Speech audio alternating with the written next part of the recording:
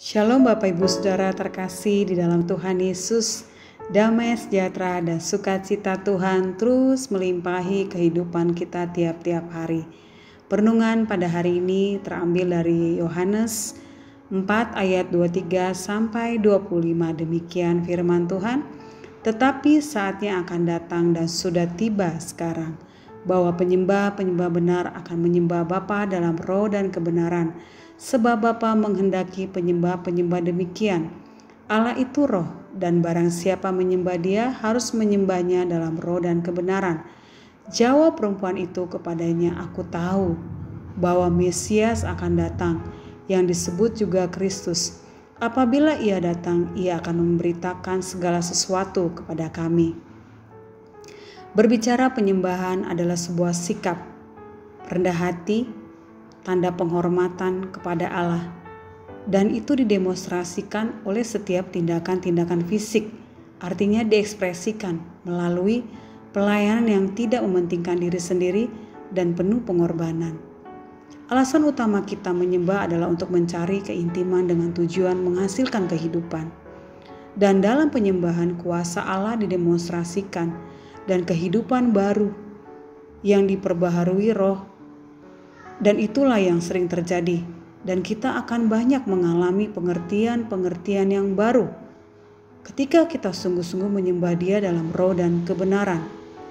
Di dalam penuaian tidak terlepas dari seorang penyembah, karena seorang penyembah akan mudah mengerti dan mengalami hati Tuhan.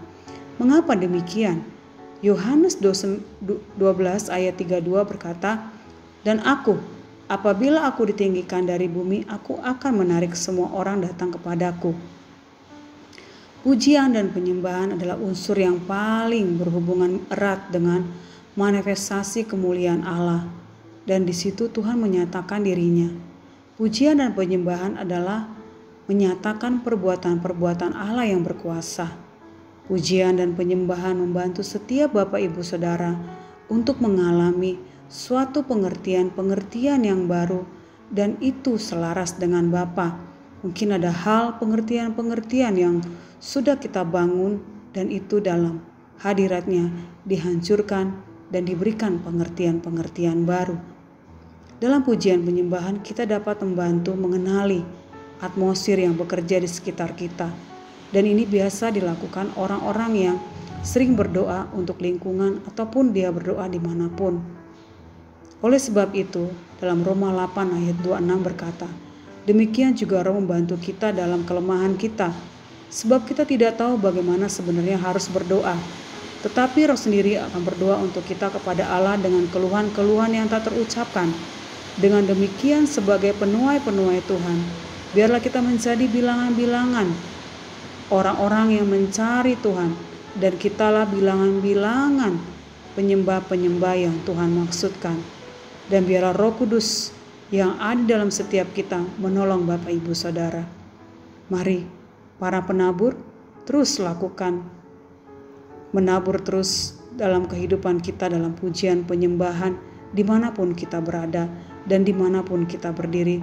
Mari kita terus menabur pujian kita kepada Tuhan, penyembahan kita kepada Tuhan. Dialah Raja yang berkuasa, yang menjadikan segalanya.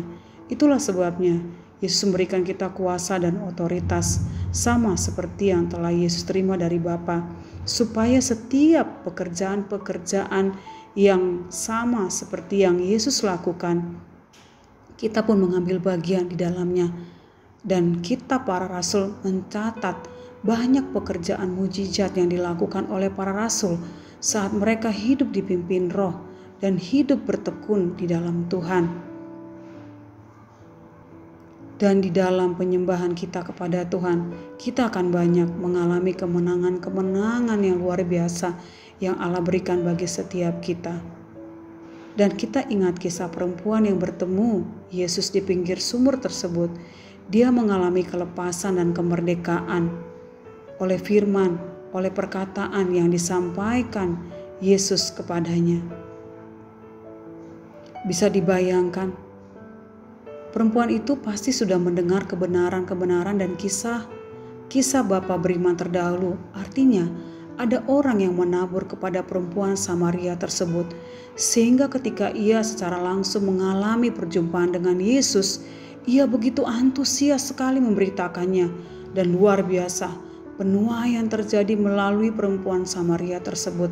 Demikian terjadi atas setiap kita. Kita telah menerima benih itu. Biarlah lewat hidup kita terjadi penuaian, dan naikkan syukur kepada Tuhan Yesus untuk orang-orang yang setia menabur firman kepada setiap kita, dan orang-orang yang telah membawa kita masuk dalam keintiman dengan Roh Kudus melalui penyembahan kita di tempat kita masing-masing. Kiranya perenungan pada hari ini memberkati setiap Bapak Ibu Saudara. Tuhan Yesus memberkati.